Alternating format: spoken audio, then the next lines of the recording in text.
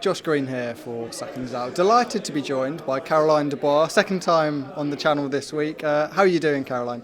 I'm very well, thank you.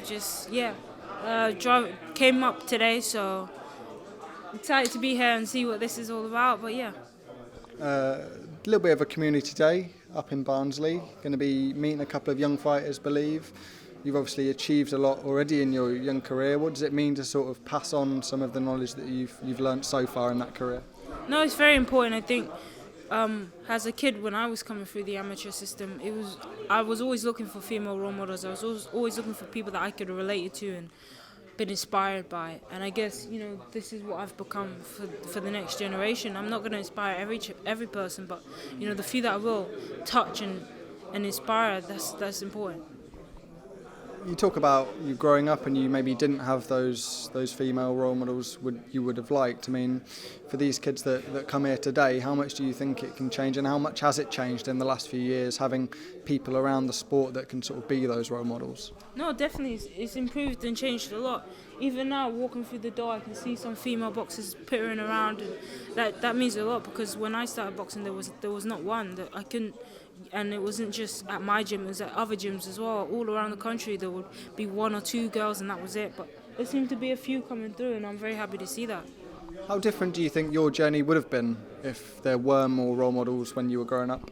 It would have been easier, I think, in the sense that that it can be done, there's someone before you. I think it's always easier when there's people around you, It's easier when there's loads of people doing the thing, but it's a bit hard when you're the only one. And it's like, obviously I love boxing and it was never a struggle for me to get in the ring and to fight, but it was you wondering, questioning where the future is. You're questioning when there's no fights turning up, and now there's girls are fighting in their nationals and they're having 2-3 fights and they're competing often, so that's important. You're going to be stepping in here and people are going to recognise you as obviously the IBO world champion. What does it mean that people are recognising you as a star and somebody who's really growing in this sport? I don't know. I don't know how that feels yet, because I haven't fully accepted it, and I guess, how people view me, I'm not really in control of that. I'm only in control about what I do and how I present myself. I want to present myself as obviously a future champion in boxing and a future face and a future star, and I feel like that happens by just me pushing myself and just turning up every day and working hard and putting on great performances, which I will do hopefully this Saturday. We didn't speak to you on Monday about signing that new deal with Boxer, multi-fight deal, which is really exciting times for you. Just put it in your own words, why was Boxer the right choice for you? No, I think when I first signed with Boxer, they were very enthusiastic. They were very enthusiastic for me to be on board, and very enthusiastic for the future of female boxing, and I think that's carried on right up until re-signing with them. The enthusiasm, the excitement, the knowing that they're going to put a lot of pressure and a lot of work into female boxing, and to me is very important, and was one of the reasons why I resumed and re-signed with these people. Were there any other offers on the table? Were there any other ways you were looking to go at any point? Yeah, there were a few other offers, but I wasn't interested. I was interested in Sky and everything that they said and they were putting down. It's not just when people speak things, it's about when they put pen down to paper, and Sky were putting pen down to paper, so I was very happy about that. In terms of the progress of your career, it's obviously a big test on Saturday night, but I know you spoke to Eamon on Monday about the Katie Taylor fight, which is a huge fight for the future, but we know she's coming towards the end of her career. We don't know how many fights she's got left. Aside from Katie, what do you see as the big fights currently? I think Rhiannon Dixon, Terry Harper, Beatrice Ferreira, Alicia Baumgardner. Move up to 140, there's Chantel Cameron, there's Sandy Ryan, there's Natasha Jonas, there's Michaela May. I feel like I'm in a point where I can move up and down, and the weights that in and around 135 are very busy, so I don't think I'm at a position where I'll run out of opponents or big names to fight. And with the Olympics and people turning over now, I think there's going to be a more influx of people coming through, and 135, which is 61 kilos, is a very busy weight. That's where women naturally sit around height-wise and weight-wise, so I don't think there'll be a problem finding anyone. I was going to say that sort of fluidity of going between those weights, is that something that you're ready to do and something you're excited to try and fight at different weights, maybe multiple different weights in a year? Yeah, definitely. I think the plan is always to go up gradually, but if the opportunity came around, I would definitely take it. Talked about Terry Harper and Rhiannon Dixon there. They've obviously got a fight which was on the Catchall Prograde card. That's unfortunately been postponed, but I think it's going to be now on the Dalton Smith undercard at the end of September. Firstly, just how do you see that one going? I don't know who's going to win that. I think they're very evenly matched. I think the momentum is with Rhiannon Dixon, but the pedigree, and if you had asked this question a year ago, I would have said Terry Harper hands down, but Rhiannon's improved a lot, and she seems to be so confident, whereas Terry's kind of had a few bad performances, and obviously she got stopped in the last one, and it's like the momentum is with Rhiannon. But I don't know. In saying that, Terry's always got the pedigree, the skill, and if anything, she has the ability to beat Rhiannon. It's about whether she turns up on the night and can put it together. I was going to say on Terry, the recent performances haven't been there with what she did earlier in her career. She was very young when she became a world champion, much like yourself. Do you feel like she's still got that form? She can still compete at that top level? She definitely has the ability, no question about that. She's got the size. I think she should be physically strong.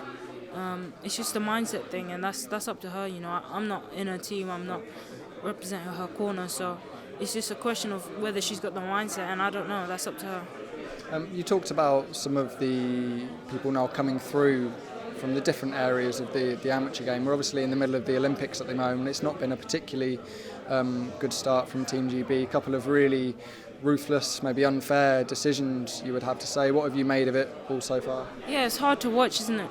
There's a lot of people on the team that I know I really want to do well, like Lewis Richardson, Chantal Reed, Charlie and Rosie Eccles. So, and obviously the DJ Delicious, he had a very rough decision, and there's so many. It's hard to. It's been hard. It's a hard watch, isn't it? But it's just one of them things. They're just gonna have to take it on the chin.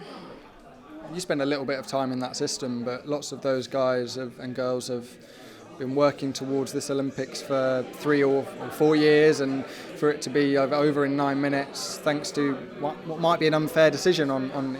Yeah, it's very hard to, I guess, to receive that and have to deal with that. And if that was me, I'll be gutted. When I went to Tokyo, I was only in GB for a year, but I wanted it so badly. I wanted the Olympics ever since I was 11, 12, and when it got taken away and I couldn't, and I lost in the quarterfinals, I was devastated. And for months, I couldn't sleep properly. I felt sick. I couldn't eat. I was so upset. And I'm sure they're all gonna deal with the defeat in a different way. But it's not about how you get knocked down. It's about how you pick yourself up and continue to move. Talk about those sort of emotions that you were feeling. Are they still things that affect you now at all? Have you learned to sort of deal with them in any different way? I think I've learned to accept it and take the positives from the Olympic experience.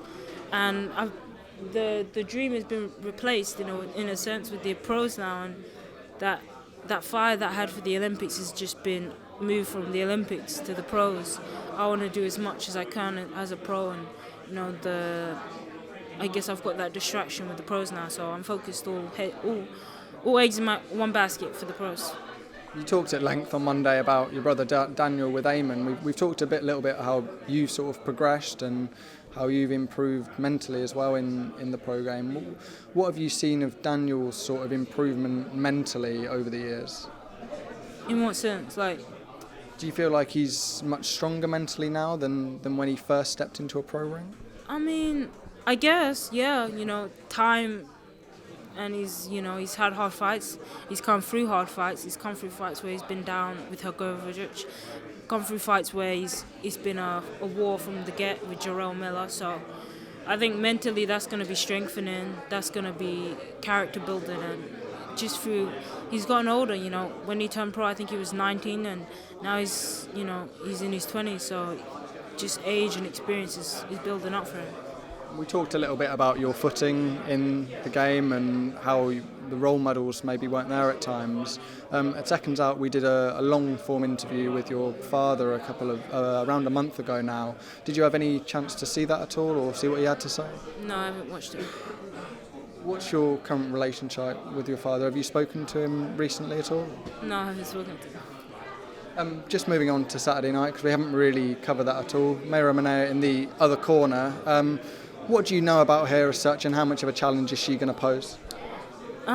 She's game, experienced, and she's coming to win. So that's always a challenge in itself. I'm coming to win too, and I'm coming to not just win. I want to beat her up, and I want to put a print down on this, stamp down a performance in this fight. And I think it happens with me giving this girl an ass whooping. Of course, a win on Saturday night would earn you an interim world title with the WBC for that Katie Taylor fight. I mean, how possible do you think that is? Honestly, I don't know. It's a hard one, isn't it? She's got options, and when someone's got options, they can. It's up to them, and beggars can't be choosers, and I'm not a chooser right now, so I'm just gonna have to wait and see what she has to say. She's fighting Amanda. If she wins, then she has the chance to fight at 140 or 135, and maybe she goes the Chantel Cameron rematch or goes, I don't know, someone else. So I don't know. I just have to wait and see. Final question on Taylor Serrano too. You sort of dipped into it a little bit with Eamon on Monday, but how much do the rounds make a difference, whether it's 3 minutes or 2 minutes, and how does that favour each fighter? I think it changes the whole trajectory of the fight. I think it changes everything. Katie Taylor's never fought a 3-minute round as a pro, and I doubt she's even sparred a 3-minute. But Amanda's flat-footed. She hasn't got the best footwork. She walks forward and she breaks people down by taking her time, being patient, but applying constant pressure. So just looking at that, 3 minutes will suit her down to the T. And stylistically, Katie gets tired. After 6 rounds, she's blowing a casket. Whereas Amanda can be quite consistent with her work and doesn't blow out as easy, doesn't fade as much. But Katie, she's explosive. She's like a sprinter. Every round she gives it 1,000%, and because of that, I think the 2 minutes favour her. The time is so short, the rounds are so quick. It will favour 2 minutes for Katie and favour 3 for Amanda. I think I've got to let you go. So cheers for your time again, Caroline. Thank you guys. Thank you.